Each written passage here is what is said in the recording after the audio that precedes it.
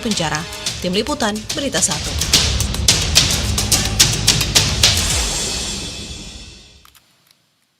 Ya, seorang ibu rumah tangga Faiza Soraya ditemukan tewas bersimbah darah di kamar tidur rumahnya yang terletak di kawasan Jalan Dwi Kora, Kecamatan Medan Sunggal, Kota Medan, Sumatera Utara. Korban tewas setelah dibunuh oleh anak perempuan yang masih berstatus pelajar sekolah menengah pertama.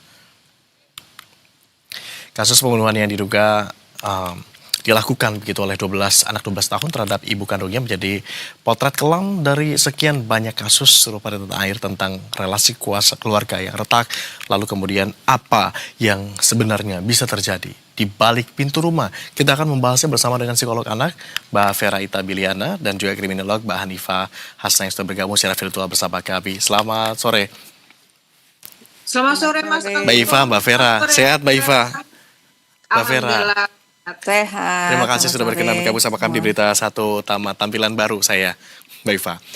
Saya mau ke Mbak Vera terlebih dulu nih. Sebenarnya apa nih yang dapat memicu seorang anak 12 tahun, kalau berkaca dari kasus sebelumnya begitu ya, melakukan hal ini karena biasanya kan anak dan ibu itu hubungannya dekat begitu. Apakah artinya ada katakanlah semacam tekanan mental begitu yang sebegitu kuatnya dialami si anak?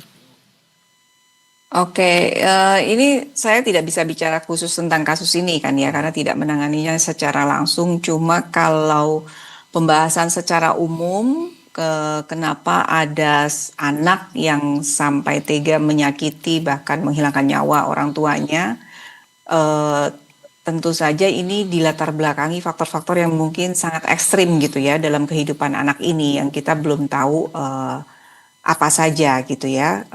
Tapi kalau kita mau menelaah faktor-faktor resiko yang bisa mendorong seorang anak melakukan tindakan yang ekstrim gitu ya, itu mungkin bisa dipengaruhi dengan ya selama ini mungkin dalam pengasuhan tidak ada contoh atau contoh dan pengajaran juga bagaimana meregulasi emosi gitu ya.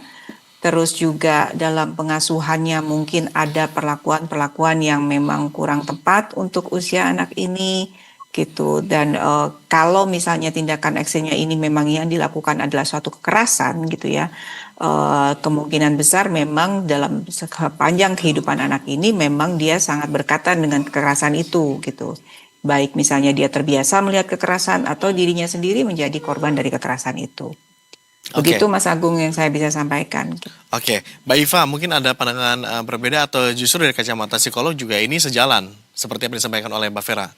Bagaimana Mbak Iva? Iya, baik Mas Agung. Kalau dalam kriminologi, kasus ini tidak dibaca sebagai kejahatan individual, tapi sebagai peristiwa sosial. Jadi ketika pelaku adalah anak, pernyataan utamanya bukan mengapa anak ini berbuat kejam, tetapi kondisi apa yang memungkinkan kekerasan ekstrim itu terjadi di dalam ruang domestik.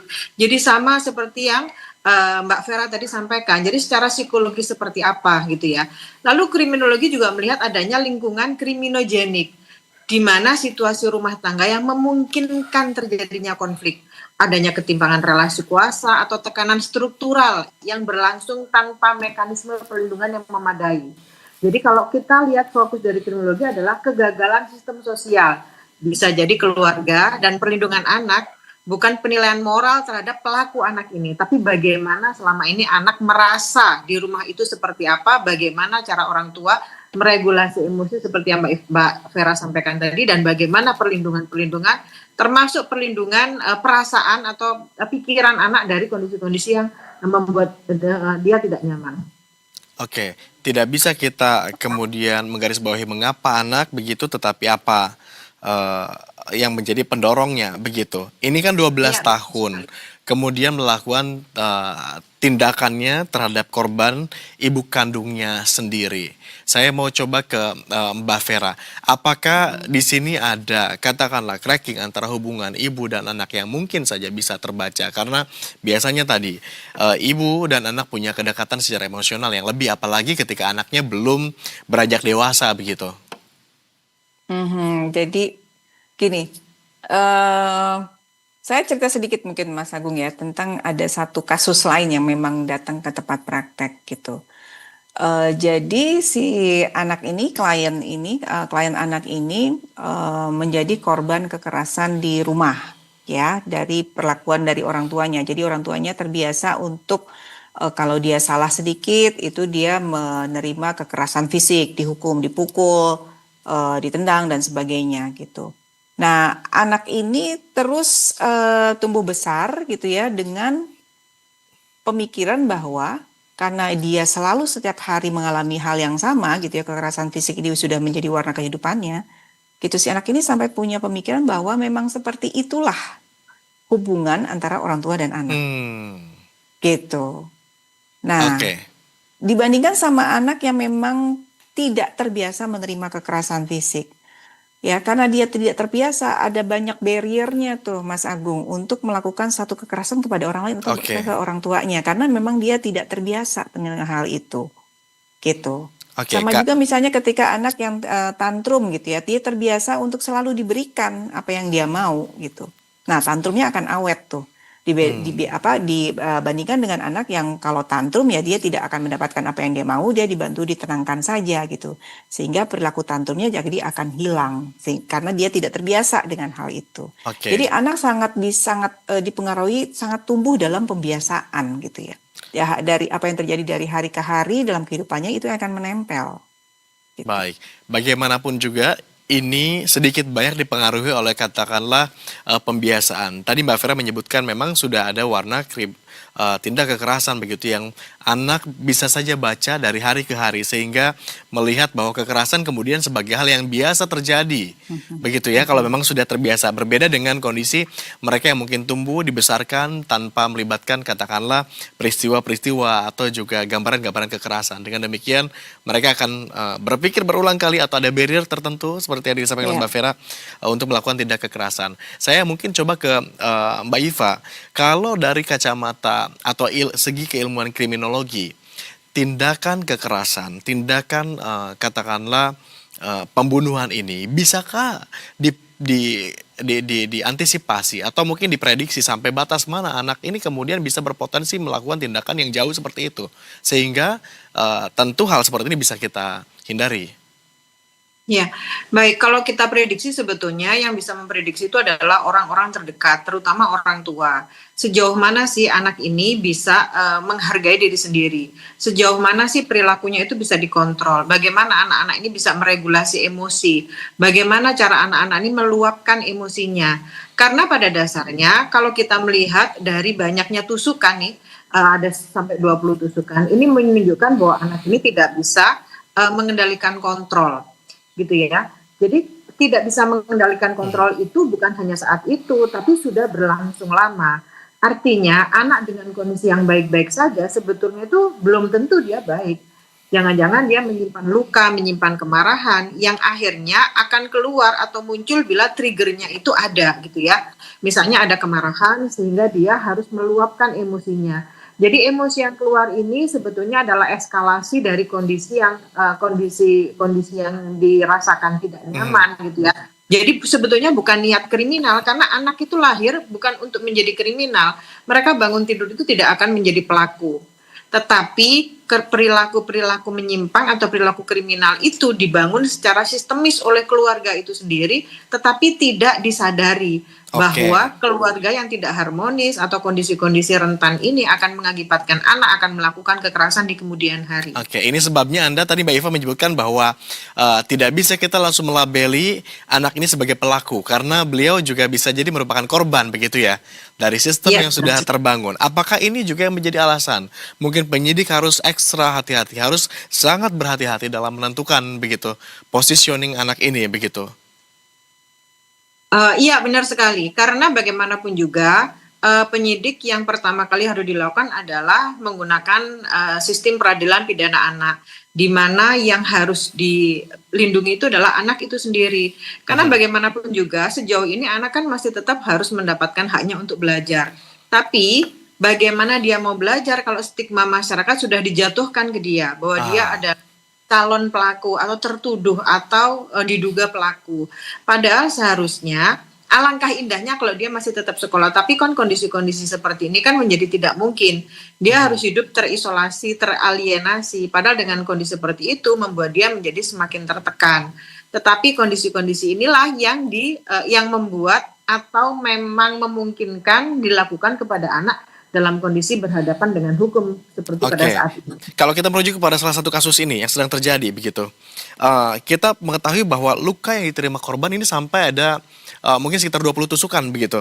Kalau melihat dari hal ini, dari temuan di lapangan begitu, dari kacamata kriminolog, Mbak Iva sekali lagi, ini menunjukkan adanya niat tertentu kah atau ini semacam tindakan impulsif saja begitu yang karena digerakkan oleh emosi yang juga meledak pada saat itu? Oke, jumlah luka itu tidak selalu mencerminkan perencanaan atau niat rasional, terutama ketika pelakunya adalah anak, beda dengan orang dewasa ya.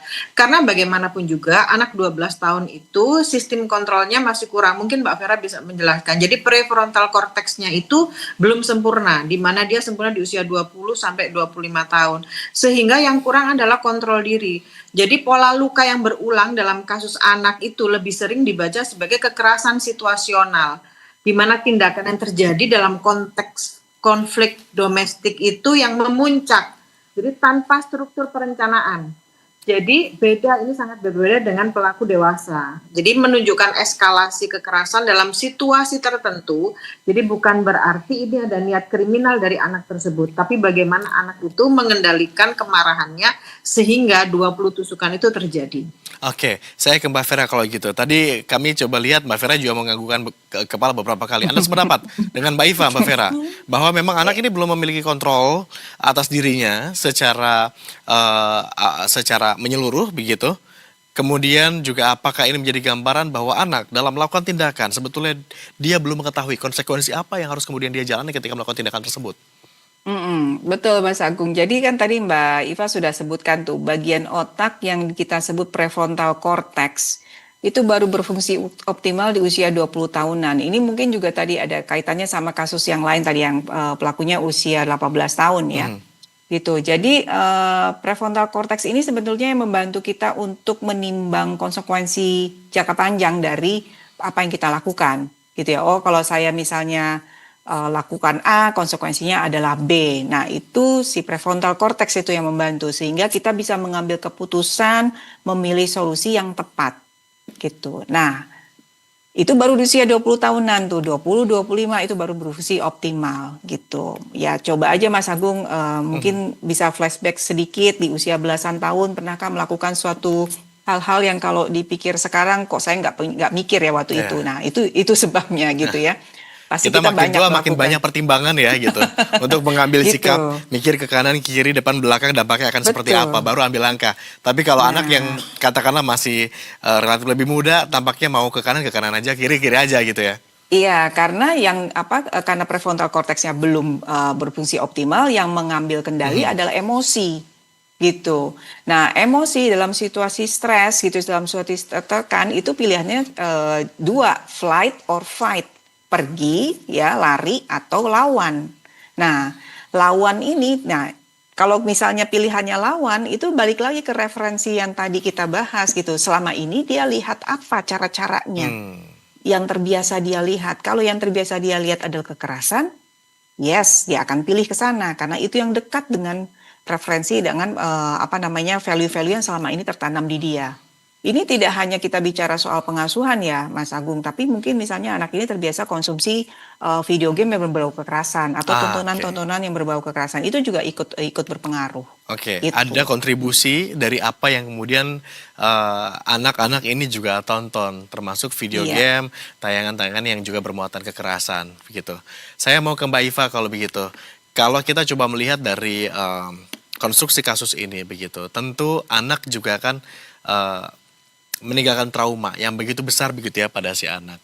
Yang mungkin juga tadi membuat penanganan kasus ini harus dilakukan secara ekstra hati-hati agar anak kemudian mau bercerita dengan gamblang apa yang sebenarnya terjadi pada saat kejadian begitu.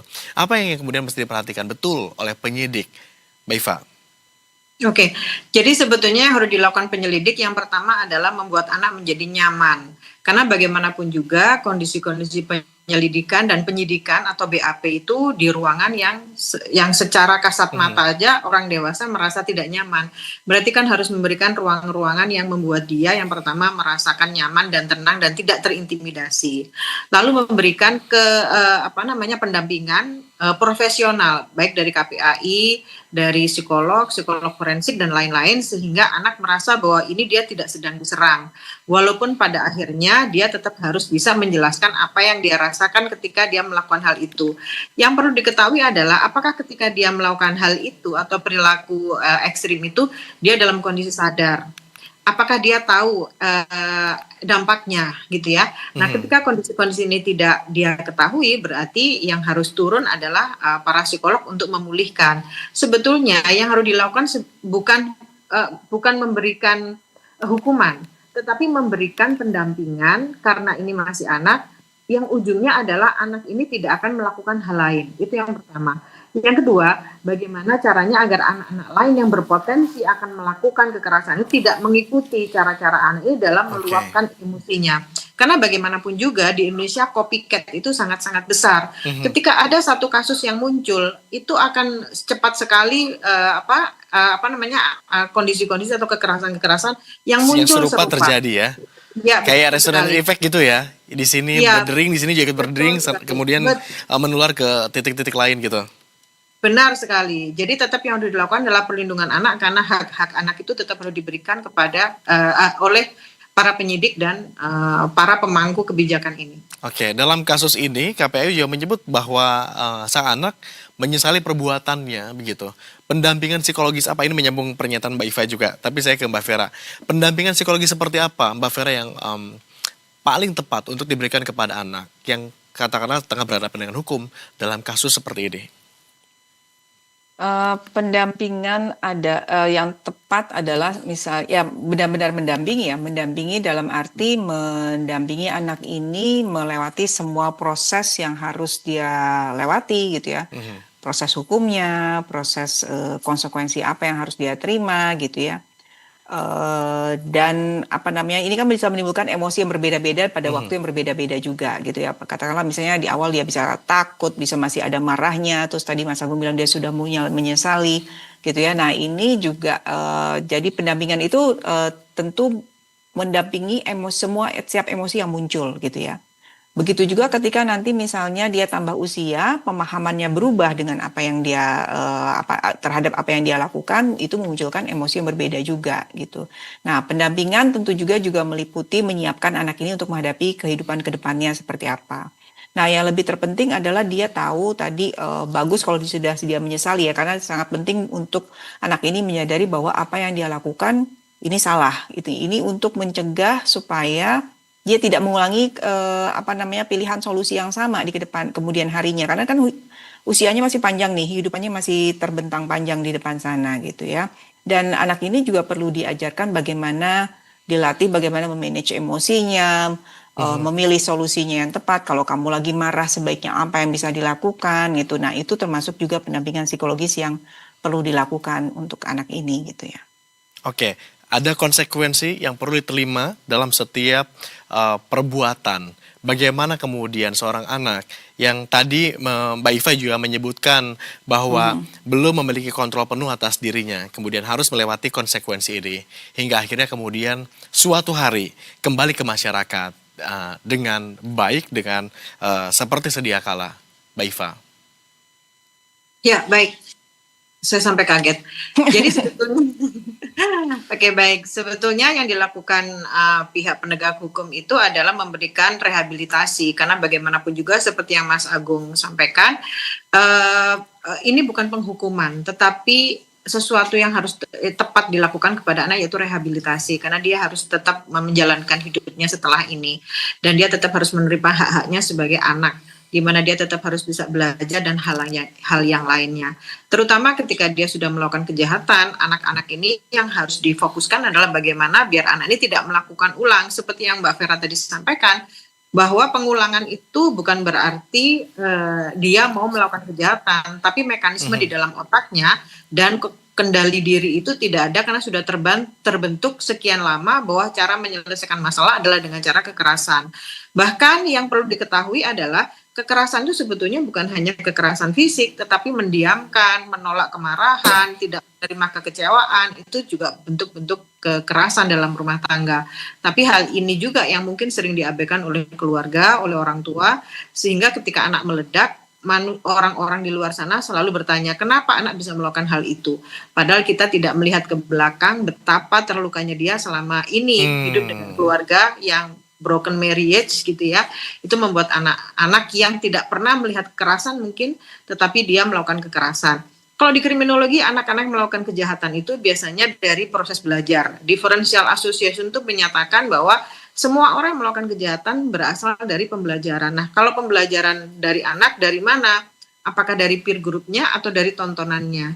Kalau keluarga tidak pernah melakukan kekerasan, tapi dia bisa melakukan kekerasan, jangan-jangan ada faktor eksternal yang membuat anak ini bisa melakukan kekerasan seperti itu. Nah, ini yang perlu didalami oleh pihak kepolisian. Apakah ada faktor eksternal, yaitu tontonan atau film atau game atau yang lain yang membuat anak ini bisa melakukan kekerasan se-ekstrim itu. Baik, kita kawal terus bagaimana kelanjutan kasus ini ke depannya, tetapi juga sebagai pengingat begitu untuk kita semua agar selalu menjaga anak-anak kita di rumah dan di luar rumah begitu tetap berada dalam pengawasan. Terima kasih Mbak Iva sudah berkenan bergabung sama kami, juga Mbak Vera berbagi insight bersama kami di Berita Satu Utama malam hari ini. Selamat kembali beraktivitas, sehat-sehat Mbak Iva, Mbak Vera.